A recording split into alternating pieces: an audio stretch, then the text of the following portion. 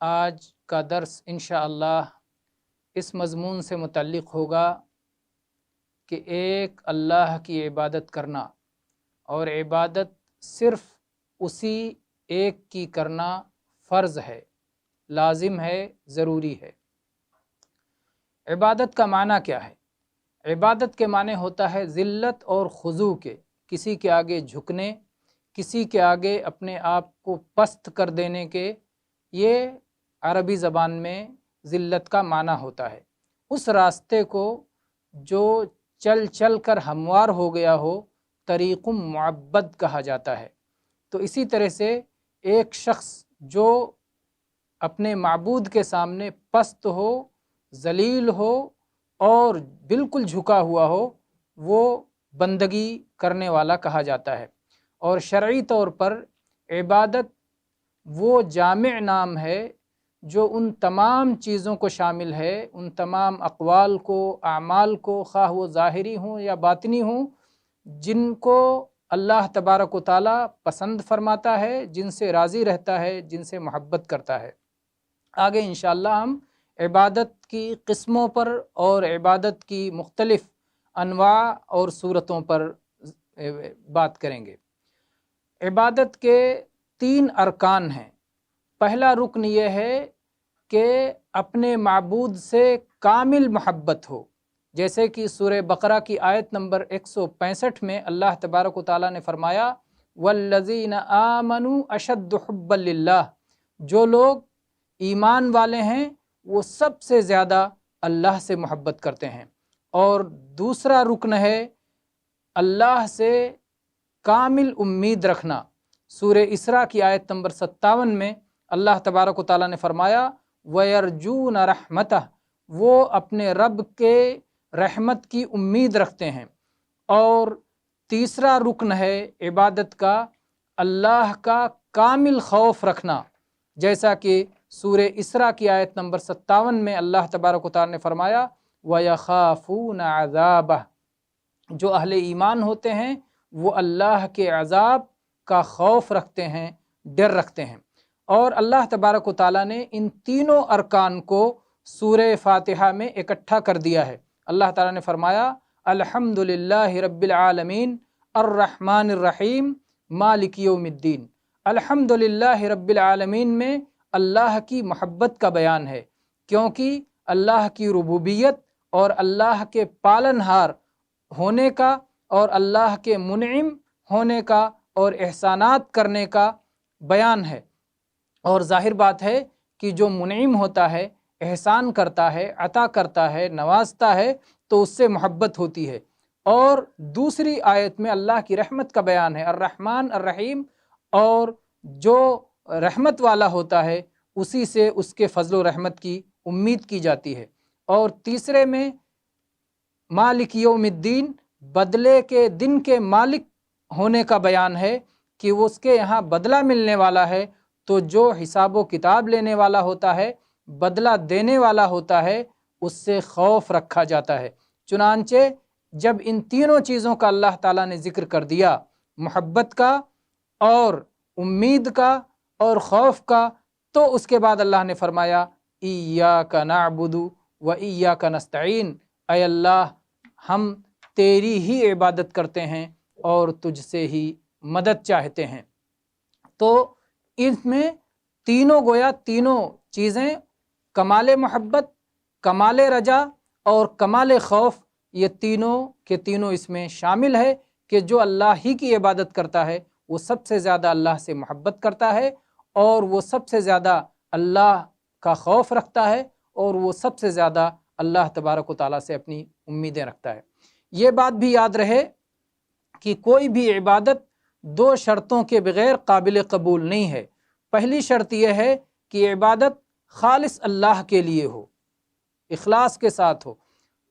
اور چنانچہ اللہ تعالیٰ نے فرمایا وَمَا أُمِرُوا إِلَّا لِيَعْبُدُوا اللَّهَ مُخْلِصِينَ لَهُ الدِّينَ، سورہ بینہ کی آیت نمبر 5 میں، کہ اس بات کا انہیں حکم دیا گیا ہے، بندوں کو اس بات کا حکم دیا گیا ہے کہ اخلاص کے ساتھ اللہ کی عبادت کریں۔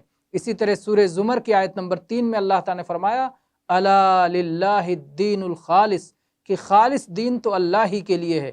اور ایسے سورہ زمر کی آیت نمبر 14 میں اللہ تعالیٰ نے فرمایا قل اللہ اعبد مخلصا لہ دینی، کہہ دیجئے کہ میں اللہ ہی کی عبادت کرتا ہوں اور میری ساری عبادت و اطاعت خالص اللہ ہی کے لیے ہے۔ تو یہ رہی پہلی شرط عبادت کے قبول ہونے کی، کہ وہ خالص اللہ کے لیے ہو، کسی غیر کی ملاوٹ اس میں نہ پائی جائے۔ دوسری شرط ہے کہ رسول اللہ صلی اللہ علیہ وسلم کی پیروی ہو، آپ کی اتباع ہو، آپ کے بتانے کے مطابق عمل کو انجام دیا جائے، کیونکہ اللہ تبارک و تعالیٰ وہی عمل قبول کرتا ہے جو اس کے بھیجے ہوئے رسول کے طریقے کے مطابق ہو۔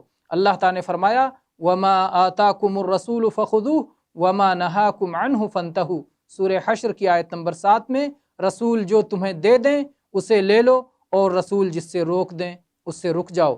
نیز اللہ تعالیٰ نے فرمایا فلا وربک لا یؤمنون حتی یحکموک فیما شجر بینہم ثم لا یجدوا فی انفسہم حرجا مما قضیت ویسلموا تسلیما، سورہ نساء کی آیت نمبر 65 کہ ہرگز نہیں، آپ کے رب کی قسم ہے وہ صاحب ایمان نہیں ہو سکتے جب تک کہ اپنے اختلافی معاملات میں آپ کو جج نہ بنا لیں، آپ کو فیصلہ کرنے والا نہ بنا لیں، اور پھر اس کے بعد اپنے دل میں کسی قسم کی تنگی اور حرج محسوس نہ کریں، آپ کے فیصلے پر اپنا سر تسلیم خم کر دیں۔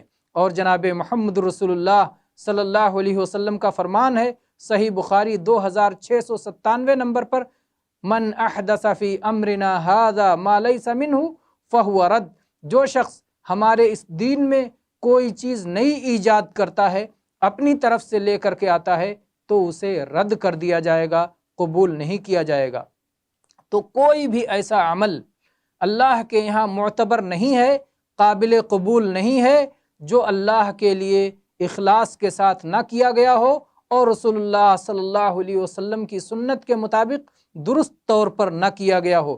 جیسا کہ فضیل ابن عیاض رحمہ اللہ فرماتے ہیں لیبلوکم ایکم احسن عملا، اس کی تفسیر کرتے ہوئے کہتے ہیں اخلصہ و اصوبہ، کہ اللہ تعالیٰ نے یہ موت و حیات کا سلسلہ اس لیے جاری کیا ہے تاکہ اللہ دیکھے کہ سب سے اچھا عمل کرنے والا کون ہے، اور اچھا کی تفسیر دو باتوں سے کی کہ خالص اللہ کے لیے اور رسول اللہ صلی اللہ علیہ وسلم کی سنت کے مطابق ہو۔